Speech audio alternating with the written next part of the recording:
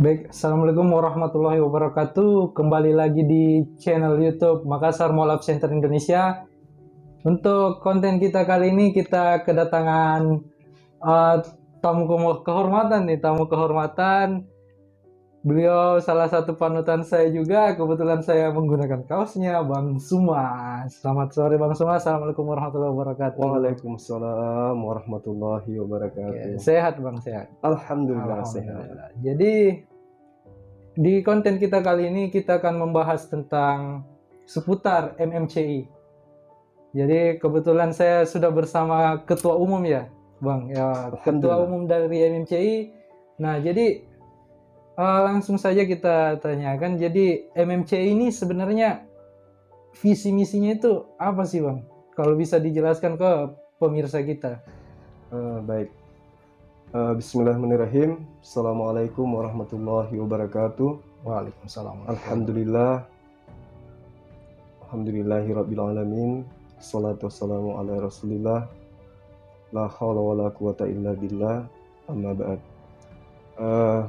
Jadi berbicara mengenai MMCI, artinya kita diarahkan untuk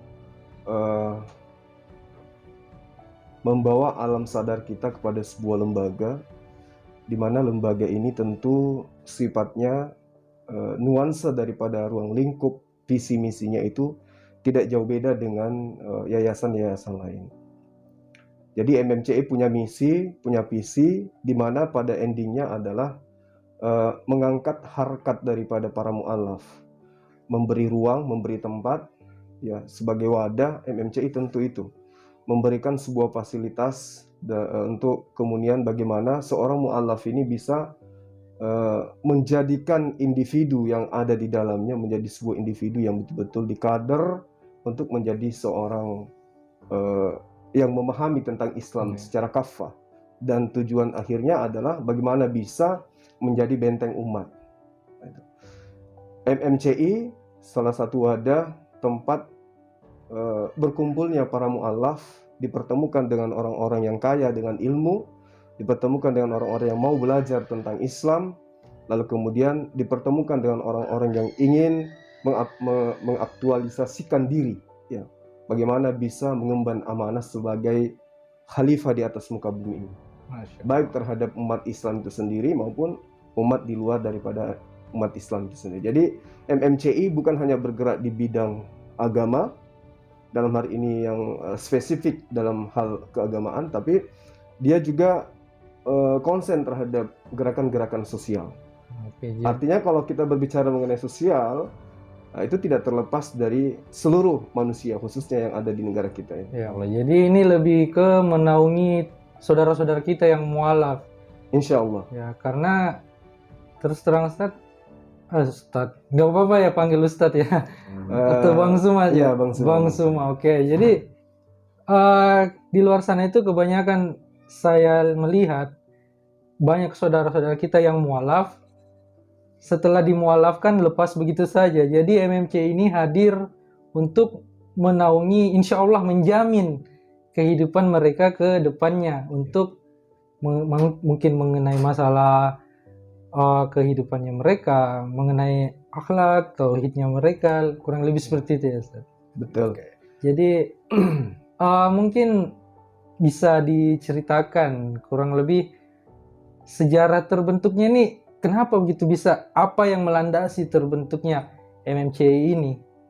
Maksudnya apa yang mendasari sehingga Bang Suma ini terjun mengabdikan diri untuk menaungi saudara-saudara kita yang mualaf, dan karena saya anggap ini tanggung jawab yang tidak mudah, Bang. Iya. Silakan, Bang. Baik, jadi begini, ketika saya diperhadapkan dengan pertanyaan yang seperti itu ya, di banyak forum dan di beberapa pertemuan saya sampaikan bahwa MMCI itu dibentuk ya, bukan secara spontanitas dalam arti kata semau saya aja, tidak. Tetapi itu berlandaskan terhadap niatan. Dari sejak beberapa tahun belakangan banyak kita mendengarkan adanya organisasi-organisasi yang bergerak di bidang yang sama. Namun di sisi lain kita juga sering kecolongan, dalam arti kata gini, sebuah lembaga ada visi, ada misi. Artinya ada penyakit sosial yang akan disembuhkan, akan dihilangkan di situ. Tetapi ternyata ruang itu tidak terjamah secara maksimal. Karena itulah kemudian saya secara pribadi waktu itu mencoba untuk berkifrah, bagaimana bisa meluangkan waktu untuk kemudian bisa melakukan sebuah gerakan, di mana gerakan ini juga terlibat sama seperti teman-teman yang ada di organisasi yang bergerak di bidang yang sama. Nah, taruhlah misalnya ada MCI, saya sebut saja seperti itu, karena saya juga pernah di sana. Kemudian, kemudian ada At-Tauhid. Ini organisasi-organisasi yang memang kita masih jalan barengan sampai hari ini. Nah, dari situlah kemudian kita mencoba untuk menyuarakan bagaimana gerakan-gerakan yang saya anggap tadi, yang saya sebutkan tadi itu bisa secara organisir berjalan dengan baik, bisa maksimal berjalan dengan yang sesuai dengan harapan. Nah, tidak mudah karena berbagai rintangan itu pasti ada, berbagai cobaan itu ada, kendala-kendala di lapangan itu ada. Kendala yang terbesar apa dalam organisasi ini? Tidak lain dan tidak bukan adalah menyatukan beberapa kekuatan untuk membuat sebuah gerakan, di mana gerakan itu bisa kita jadikan sebagai salah satu pilar. Jadi kita berharap gerakan-gerakan ini kemudian menjadi pilar dari beberapa garda terdepan di dalam membentengi akidah. Nah, alhamdulillah berkat kegigihan dan juga ajaran serta pembinaan dan edukasi dari teman-teman yang sama-sama bergerak di bidang ini, kemudian saya dipertemukan dengan sosok yang bernama Ustadz Alwan. Ya, Ustadz Alwan itu mencoba untuk mencari waktu untuk bertemu dengan saya, menyatukan visi dan misi. Akhirnya singkat cerita, kami dipertemukan dengan orang-orang yang sehobi dengan kita. Bagaimana bisa membantu teman-teman mu'alaf agar mereka ini bisa menjadi orang yang betul-betul bisa berguna bagi bangsa dan agama. Nah, kami sudah ketemu, ada beberapa teman yang sudah punya visi misi yang sama, kemudian mereka masing-masing memiliki senjata yang bisa digunakan untuk berjuang gitu. Nah, setelah kita menjadi satu gitu, kendala terbesar lagi-lagi datang. Ya, di mana-mana organisasi itu, sebuah yayasan itu pasti kita tidak bisa terlepas daripada adanya dukungan finansial. Ya, betul. Nah, inilah beban yang terberat pada masa itu, karena kita tidak mungkin menjajakan sebuah kebaikan dengan cara meminta-minta gitu. Artinya bahwa yayasan ini harus benar-benar berdiri, visi misi ini benar-benar harus bisa dijalankan dengan tidak membuang atau menjadikan marwah daripada persatuan pertemuan orang-orang ini menjadi cacat gitu.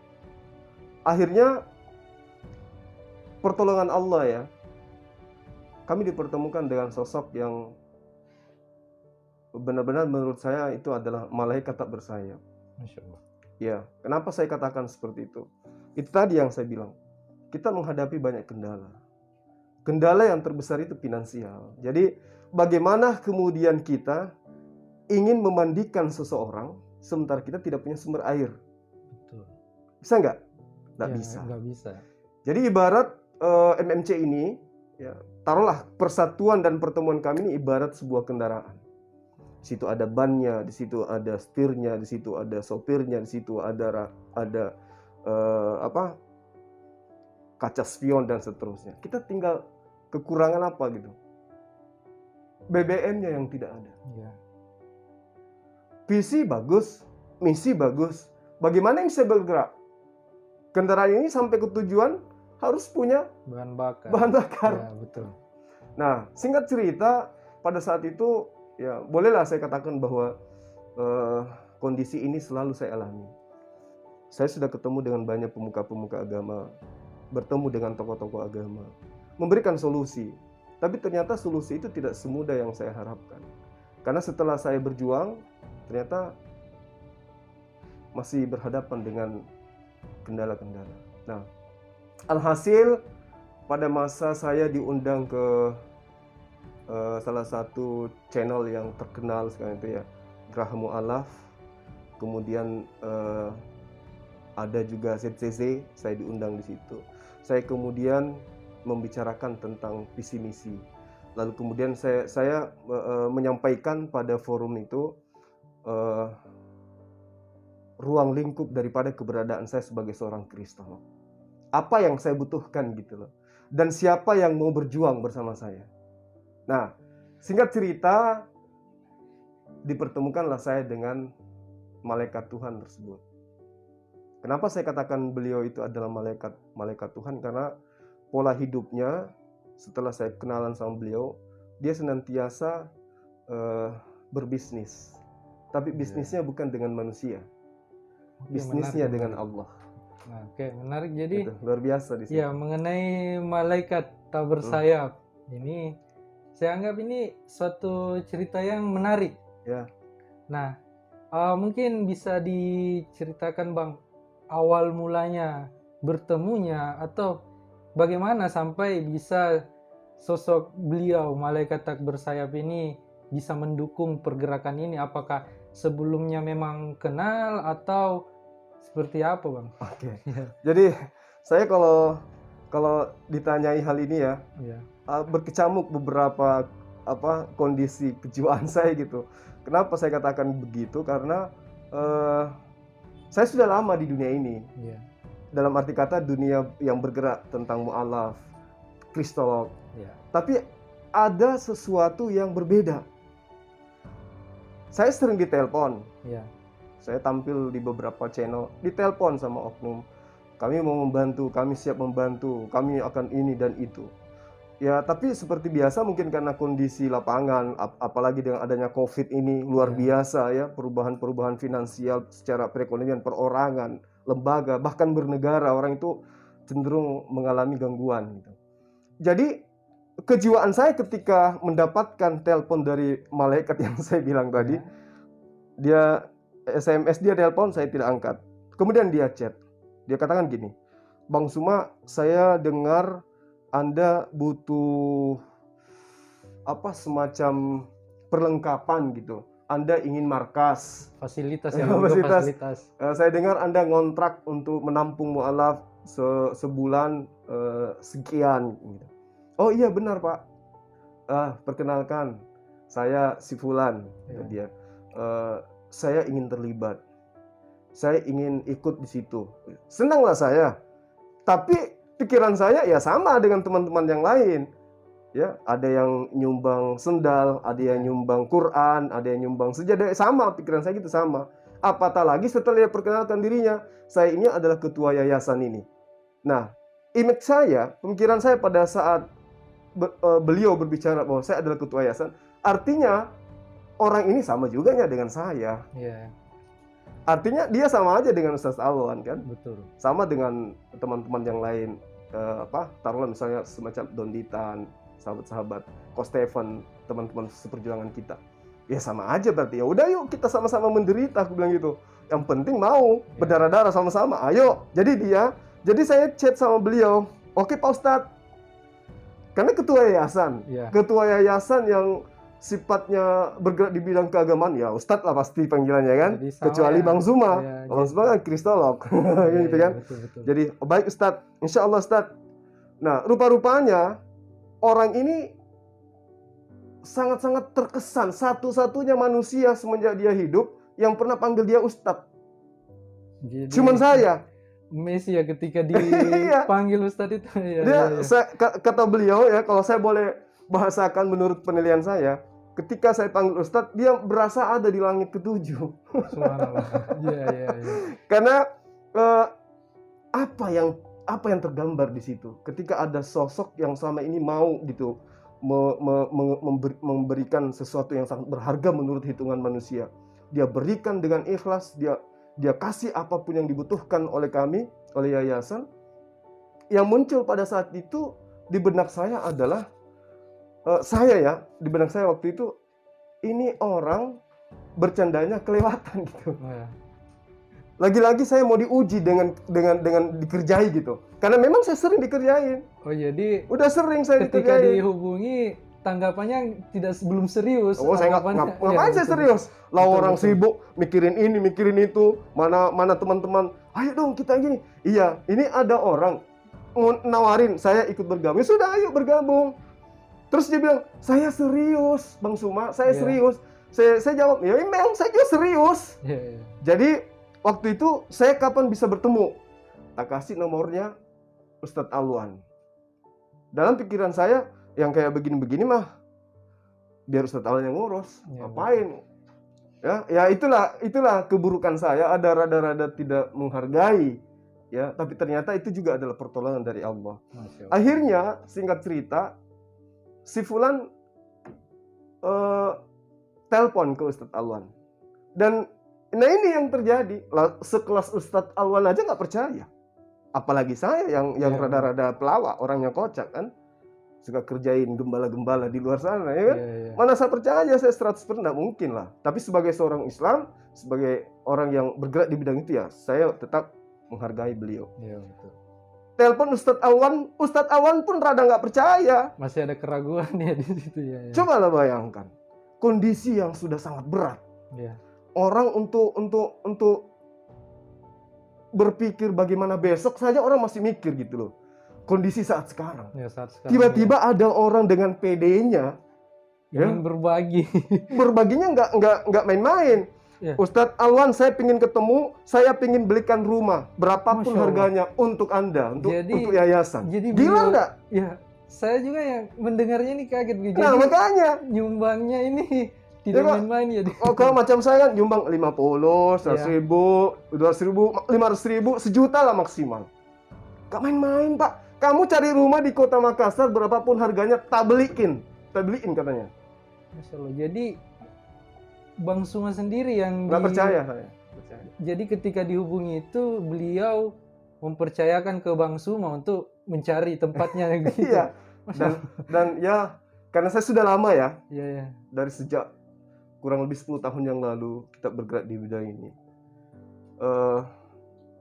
Orang tahu kok Zuma itu adalah ketua mu'alaf Sekota Makassar, bahkan Kanwil 5. Coba orang tahu kemana mereka yang banyak harta, yang selalu menyuarakan berimpak, laksanakan ara'aital ladzi yukadzibu biddin fadzalikal ladzi. Mana mereka? Mereka tiap hari baca Quran. Mungkin mereka peduli terhadap yayasan yang lain, peduli tempat yang lain, dan mungkin sosok Zuma bagi mereka bukan orang yang cocok untuk menjadi menjadi tong penyimpan harta untuk menuju akhirat. Nah, singkat cerita, Ustadz Alwan pun nelpon. Kanda, yang tadi itu, yang Kanda kasih nomornya itu, ini kadarullah katanya. Menurut beliau ya, ada apa rupanya? Dia mau ketemu dia mau belikan kita markas. Masya Allah. Berapapun harganya cari. Yang bener. Iya. Kapan janjian? Hari Kamis waktu itu, kalau nggak salah hari Kamis. Ya udah, coba kita lihat serius nak nih manusia. Jadi pada saat itu masih ragu ya, Ustaz? Ragu. Belum karena karena kita sering dijanji besok saya siapkan mesin air ya. Ya, ternyata cuma obat kuping. Ya, betul. Besok saya siapkan sejadah ya. Oh, ternyata ada halangan dan seterusnya. Ya nggak jadi. Nah, ini yang lucu pada saat hari H. Hari pertemuannya. Hari pertemuan. Okay. Jadi yang ada di dalam benak saya, ya maklum lah, namanya juga kita orang kantoran kan. Ini orang necis, perlente, eksklusif ya. Diantar pakai Pajero minimal atau mobil yang Alphard gitu ya kan. Pastilah dikawal dengan berbagai macam embel-embelnya lah ini orang. Istilahnya kasih karpet merah. Nelpon. Bang Zuma, saya sudah ada di sini loh. Oh iya Pak. Iya Ustadz. Saya masih panggil Ustadz waktu itu. Iya Ustadz. Saya ada di kantin bilang gitu. Jarak antara tempat parkir depan dengan tempat saya duduk itu kalau dia berjalan paling 3 menit, 4 menit nyampe. Udah nyampe. Jadi saya keluar dari kantin. Mana ini orang? Saya pakai baju warna coklat, kata dia gitu. Oh iya Pak Ustadz, iya Pak Ustadz. Saya sudah ada di depan masjid loh. Saya di depan masjid. Ya. Orang ini mana? Nggak ada siapa-siapa di situ. Katanya baju coklat. Memang ada baju coklat, tapi nggak mungkin lah dia. Jadi Nggak rasional, nggak terbayang mungkin. sosoknya, ya, Nggak ya. mungkin. Muncul sosok ada orang tinggi gitu ya, tinggi, ya badannya bagus.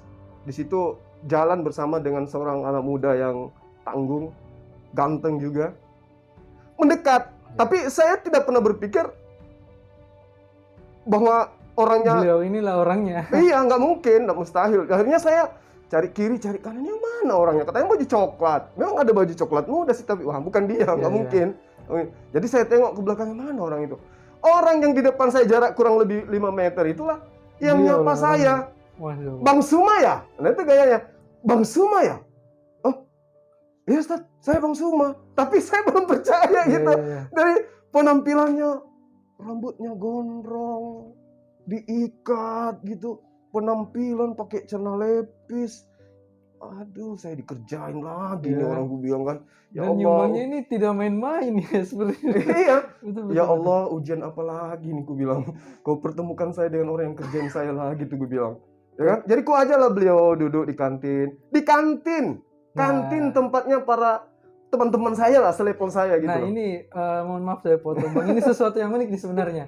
Kan Bang Suma ini udah dihubungin, ada yang mau nyumbang, tidak main-main, mau memfasilitasi tempat istilahnya. Dan kenapa begitu pertemuannya? Kan sebelumnya Bang Suma sudah memperkirakan orangnya ini minimal pakai mobil mewah, ada sopir, ya ibaratnya ada karpet merah digelar buat beliau jalan. Kok bertemunya di kantin begitu? Ada apa ini Bang? Apakah tidak terpikir, oh kita cari restoran yang eksklusif untuk beliau, loh kok di kantin? Apakah memang sudah ada perencanaan seperti itu, atau beliau yang minta tempatnya, atau bagaimana Bang? Beliau, saya sudah sampaikan, saya di kantin gitu, tempatnya teman-teman saya, situ tempatnya driver, obek, suruh, cleaning service, itulah semua. Orang ini mau bertemu di situ, terus dia nyumbang gak benar kayak ini. Jadi saya berhadapan duduk sama-sama pun saya belum yakin.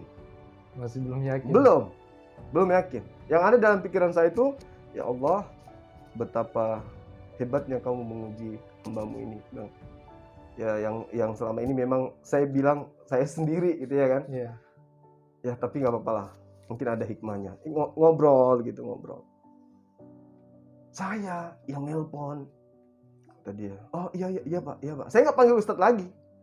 Nggak panggil Ustadz lagi di situ, karena penampilan tidak mencerminkan sebagai seorang pakar agama gitu ya kan. Jadi di luar ekspektasinya. Ya betul. Oh iya pak. Tapi waktu itu kan kita ada dari aparat juga, tim kita ada dari aparat. Oh orang ini mana iya, masa iya mau berarti pada kita. Pertemuannya tempo hari itu Bang Suma tidak sendiri ya? Enggak sendiri. Bersama teman-teman yang lain juga. Ada dari Polres juga. Berarti ini bisa dibilang ketika beliau ingin pertemuan itu, dari kubunya Bang Suma ini penasaran juga gitu. Apakah ini serius sih? Malah kakinya geser-geser kakinya saya waktu itu. Yang ini kamu bilang, iya ini orangnya. Masa sih? Iya. Nah, jadi saya katakan bahwa iya kami butuh gitu. Dia sampaikan ke saya, tadinya lewat telepon, sekarang di hadapan saya dia ngobrol langsung. Saya tidak mau lama-lama. Bang Suma, saya mau hari ini lihat rumah, kebetulan ada dekat rumah saya itu harganya 1,2 M. Saya mau hari ini juga. Jadi hari itu pertemuan, hari itu juga langsung ingin ditunaikan ini janjinya. Iya. Masya Allah. Dan itu masih belum percaya 100%? Belum percaya. Belum percaya. Nanti setelah saya menyadari bahwa pertolongan Allah itu memang datangnya dari mana saja. Dan setelah dia bercerita sedikit tentang dirinya, ternyata beliau ini orang hijrah. Dia dari dunia hitam, dunia gelap, punya masa lalu yang kelam gitu. Ya boleh saya bilang seluruh model kemaksiatan pernah dilakoninya. Tapi ya itu tadi, berangkat dari niatannya dia yang ingin menjadi orang benar. Dia harus menghapuskan seluruh masa lalunya dengan berbuat baik terhadap agama. Saya terkesan cerita beliau bahwa sebelum dia berjumpa dengan kita, dia sudah pernah belajar dari sosok kiai. Hanya saja kiai itu menyampaikan ke beliau, sebaik apapun kamu korbankan hidupmu, kamu korbankan hartamu untuk Islam, tapi kalau kamu tidak sholat, percuma. Ini pelajaran yang sangat berharga bagi dia. Akhirnya dengan kondisinya dia yang ada saat sekarang, itu alhamdulillah dia betul-betul seluruh hidupnya dikerahkan untuk agama. Nah, inilah yang saya katakan tadi. Dengan bertemunya dengan malaikat Allah ini, maka kita berembuk hari itu juga. Kita lihat markas yang ingin dibeli waktu itu mau di cash. Sayang sekali pada saat kita langsung survei TKP agunan yang ingin kita beli, itu juga bersamaan dengan ada notaris yang juga beli tempat itu. Akhirnya dia belum puas gitu. Dia belum puas mengaplikasikan janjinya. Harus hari ini. Makanya dibilang, oke, nggak jadi. Antum, Bang Suma cari sama Ustadz Awan, dimanapun letaknya, hari ini harganya langsung saya bayar. Masya Allah, jadi sepenuhnya diserahkan ke Bang Suma mengenai pencarian lokasinya di mana. Betul. Wow, ini sebenarnya ini satu luar biasa. Unik ya, luar biasa ya. Jadi pada hari itu bertemu, pada hari itu juga ingin direalisasikan. Iya. Dan cash. Oh, luar biasa. Dan alhamdulillah ya,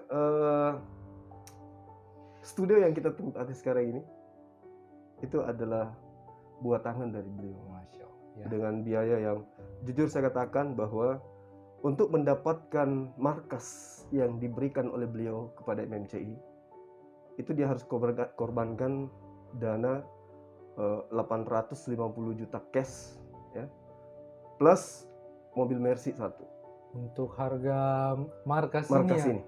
Masya Allah, itu bukan sesuatu angka yang kecil. Tapi bagi saya sendiri, saya menganggapnya ini suatu hidayah begitu. Iya.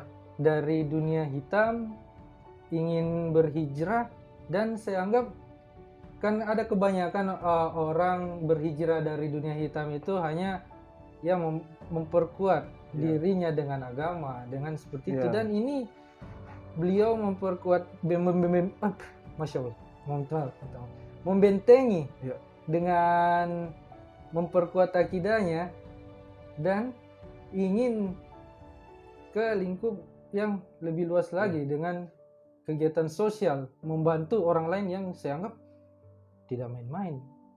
Seperti itu. Dan dari ceritanya Bang Suma juga, hari itu bertemu tidak di luar ekspektasi orangnya seperti itu.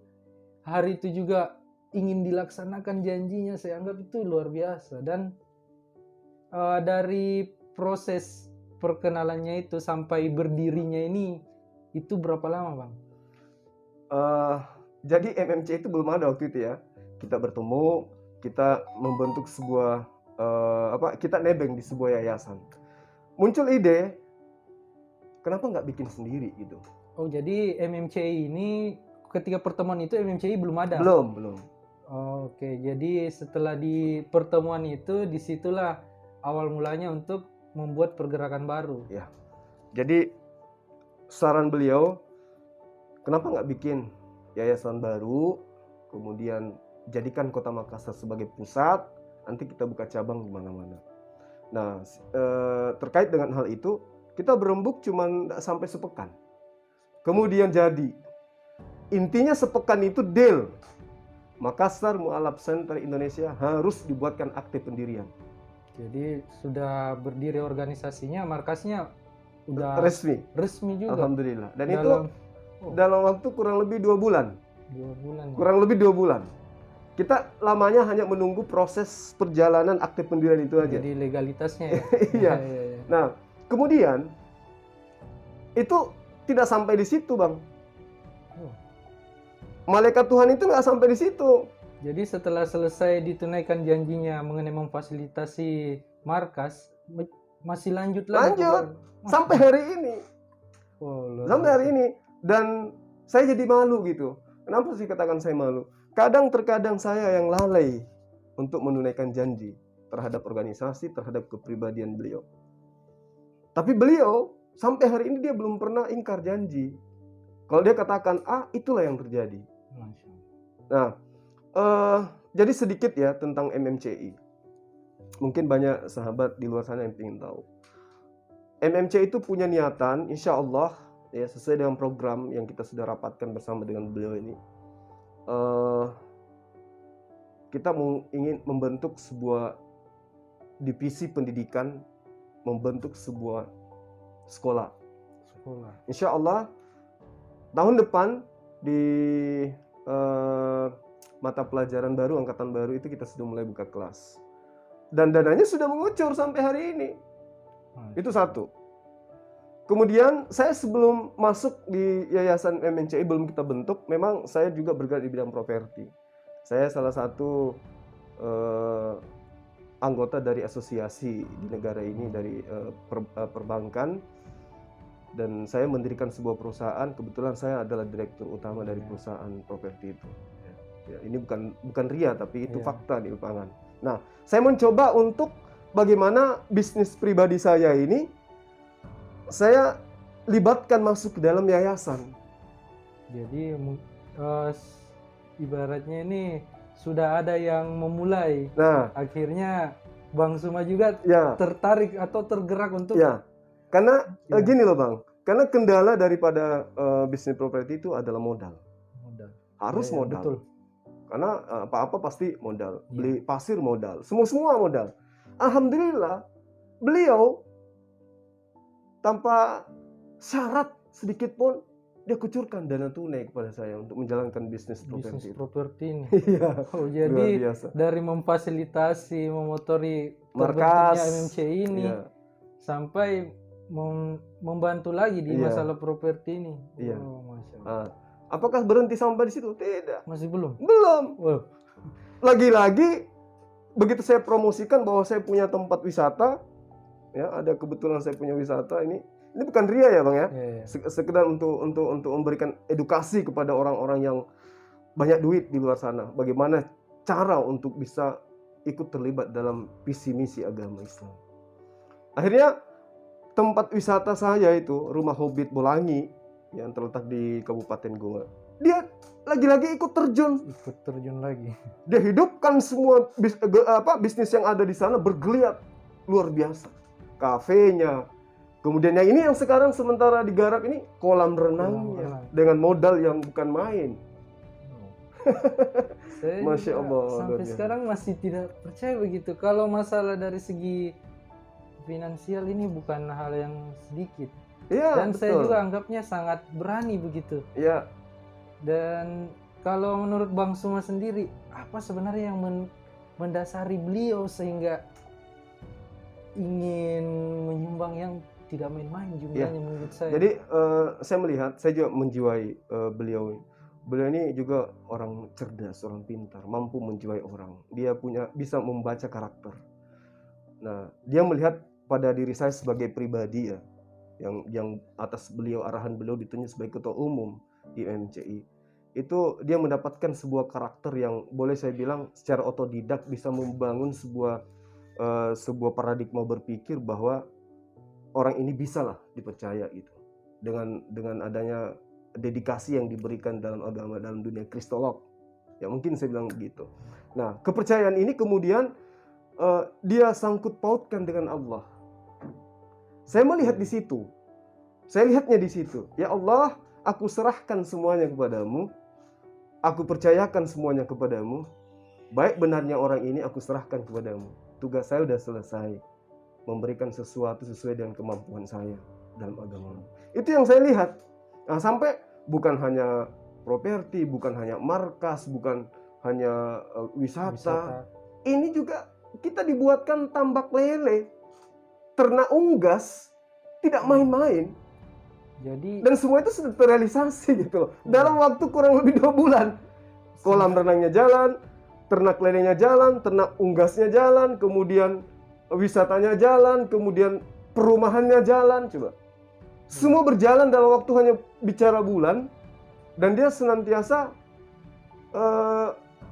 memberikan masukan-masukan, apalagi gitu.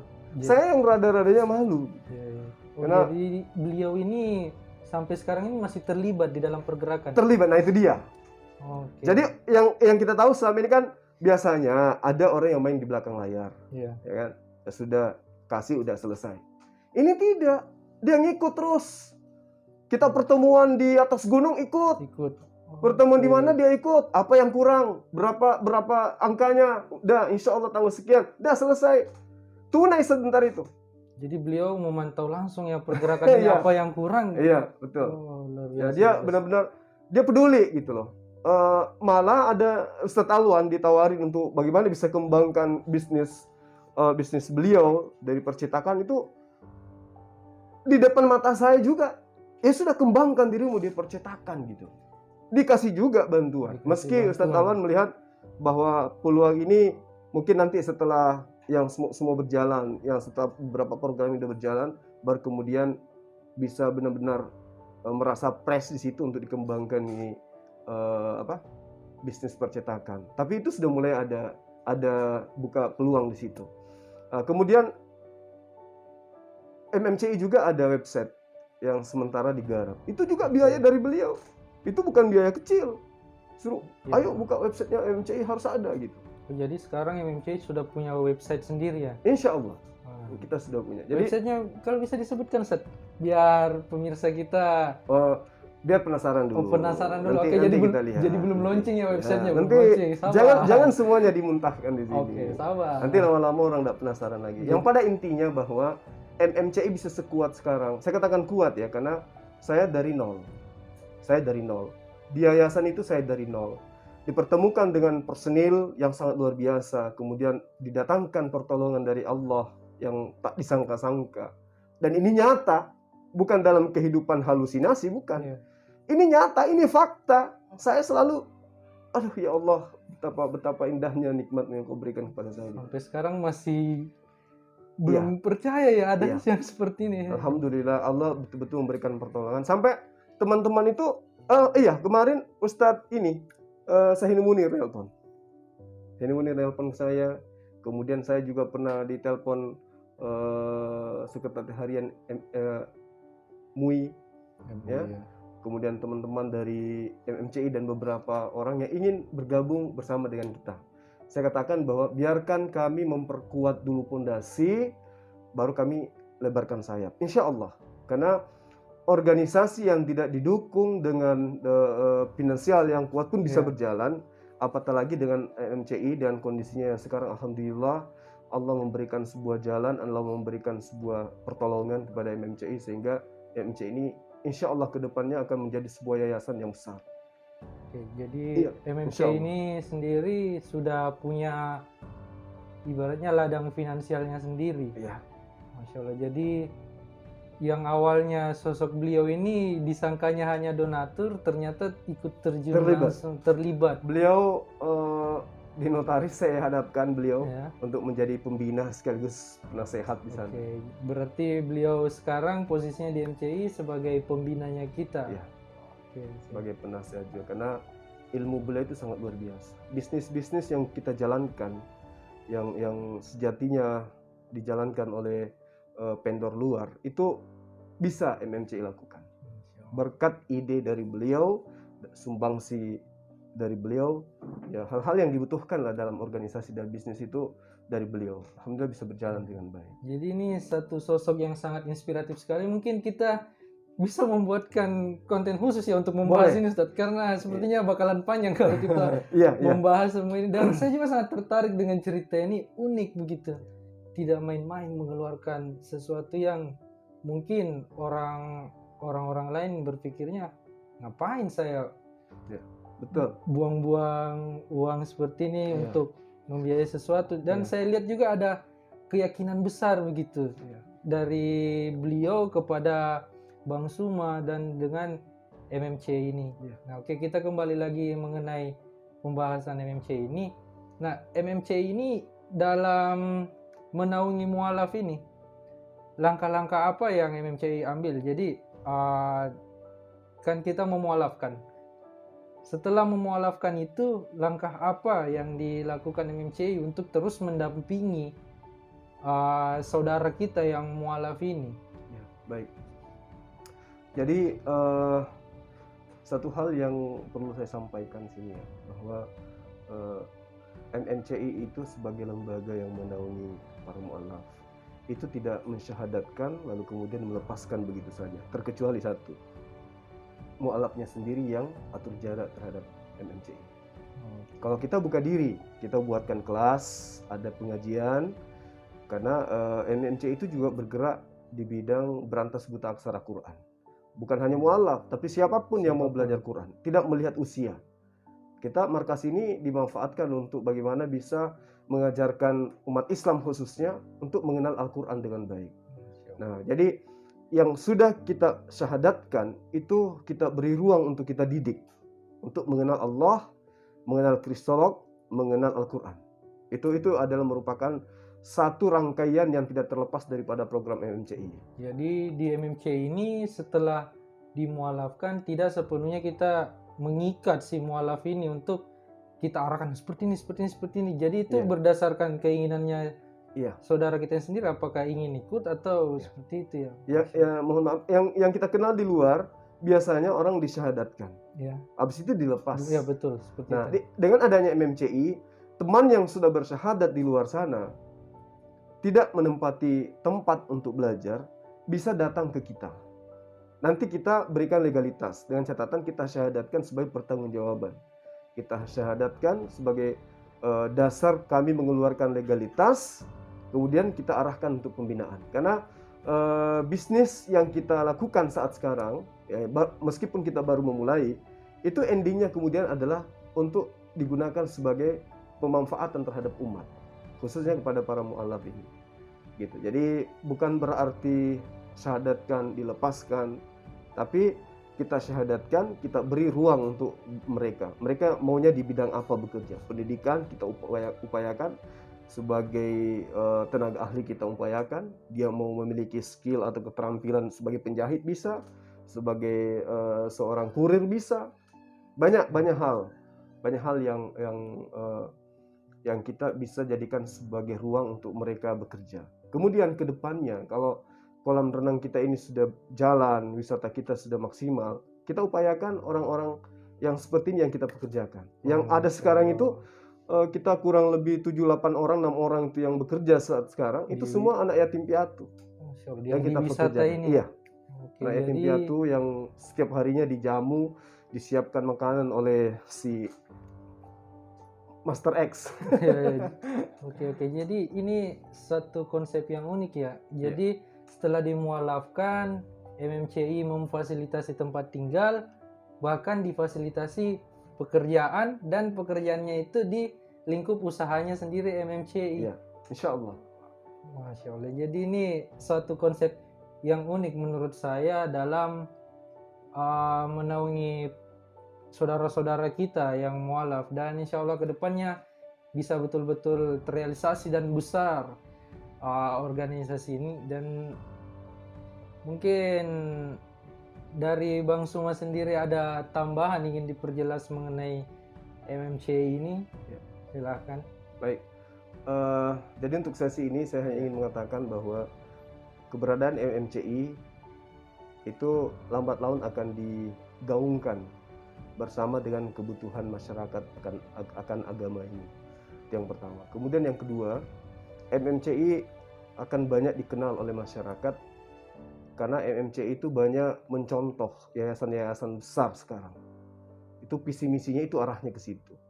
Kemudian ruang lingkup daripada objek ya yang menjadi konsentrasi MMCI adalah insan Islam yang mau belajar Islam, yang ingin berhijrah ke Islam, lalu kemudian ingin fokus kepada Islam. Artinya bahwa kita hidup di lingkungan mayoritas Islam, yang boleh saya katakan mereka masih awam terhadap Al-Quran itu sendiri. Nah, dengan adanya MMCI, maka insya Allah sehubungan dengan berjalannya waktu, MMCI akan memiliki gaung yang besar sehingga terdengar di kalangan masyarakat, sehingga mereka merasa butuh gitu. Dengan kehadiran MMCI, mereka merasa tertolong. Itu yang kedua. Terakhir, saya berharap kepada saudara-saudara Muslim ya, yang ada di wilayah Makassar dan sekitarnya, yang peduli gitu dengan pergerakan mu'alaf dalam hal memperdayakan mereka, membantu mereka. Dengan hadirnya MMCI, saya ingin mengetuk hati saudara-saudara kita yang ada di sini untuk ikut berpartisipasi. MMCI ada sebagai kendaraan untuk bagaimana bisa memfasilitasi antara orang yang membutuhkan dengan orang yang ingin memberikan. Kita adalah ruang. Lalu kemudian terkhusus kepada yang tadi, malaikat kita itu akan kita ulas nantinya ya, secara signifikan kita akan bagaimana sih perjalanan beliau gitu. Ya, menarik soalnya ceritanya. Dari mana orang ini berasal, kemudian kiprah dia di usia sekian itu apa, kemudian di mana saja dia selama ini, kok tiba-tiba muncul gitu. Itu nanti akan kita jadikan sebuah sesi yang menarik. Kita selingi cerita-cerita itu di antara kajian-kajian kita. Saya kira begitu untuk sementara. Oke, terima kasih Bang. Jadi itu tadi beberapa kurang lebih visi misi dari MMCI dan latar belakang terbentuknya seperti apa. Jadi nanti kita akan buat konten tersendiri nih untuk sosok malaikat ini, malaikat penolong kita, dan semoga ini juga bisa menjadi inspiratif buat pemirsa yang menonton video ini. Kalau ketika ada niatan ingin berubah, tidak ada kata terlambat seperti itu. Dan satu hal yang saya kutip tadi dari perbincangan Bang Suma dengan sosok beliau ini, dia mempercayakan semuanya kepada Allah, apapun pergerakan itu. Dan sedikit lagi, beliau ini bukan hanya MMCI. Jadi dia banyak membangun masjid tanpa diketahui oleh siapapun, kecuali dia, pengurus inti masjid, dan Allah. Bahkan keluarganya pun masih jarang yang tahu. Itu luar biasa. Jadi bukan hanya karena MMCI kemudian dia hijrah, bukan. Dari sejak zaman kisaran tahun 2008 kalau nggak salah, itu dia sudah mulai berkiprah di situ. Ada masjid yang terhambat bangunannya karena finansial, dia main di belakang layar, dan dia tidak ingin ditahu bahwa sumbernya dari dia. Nggak mau ditahu, dia selalu main di layar. Cukup Allah yang tahu. Dan itu saya sudah buktikan itu. Kebetulan prosesi syahadat pertama yang saya lakukan itu di masjid yang saya maksud. Salah satu masjid yang dia andilnya di situ. Di situ ada pensiunan yang dulu sekantor dengan saya. Saya tanya, apa iya? Dia kata, oh iya betul. Berarti hanya segelintir manusia yang ada di situ yang tahu bahwa si Fulan, si Mr. X ini yang memberikan ruang, sehingga alhamdulillah negara kita, provinsi kita, agama kita, masyarakat kita bisa menikmati ibadah kepada Allah dengan rasa nyaman berkat beliau. Masya Allah. Sepertinya memang kita harus membahas ini Bang di lain waktu. Sangat menarik kisahnya. Jadi itu tadi perbincangannya. Saya ulangi lagi, semoga bisa menginspirasi para pemirsa yang ingin ikut pergerakan untuk memaslahatkan umat, membantu saudara-saudara kita yang mualaf. Jadi MMC ini terbuka ya untuk siapapun yang ingin membantu dan pergerakan bersama. Jadi terima kasih Bang sudah meluangkan waktunya ke sini. Sudah berbagi cerita tentang MMC ini. Semoga dengan adanya tayangan ini bisa semakin memuluskan langkah MMC ini dalam pergerakan ini. Jadi terima kasih kepada pemirsa yang sudah menonton video ini dari awal sampai akhir. Semoga perbincangan ini mempunyai manfaat bagi pemirsa dan mudah-mudahan bisa mengetuk hati saudara-saudara kita di luar sana. Kalau berbagi itu ada banyak caranya dan tidak perlu takut selama itu pergerakan di jalan Allah ya. Betul Bang. Jadi terima kasih untuk semuanya. Jangan lupa untuk di komen, like, subscribe YouTube channel MMC ini. Dan terima kasih untuk semuanya. Assalamualaikum warahmatullahi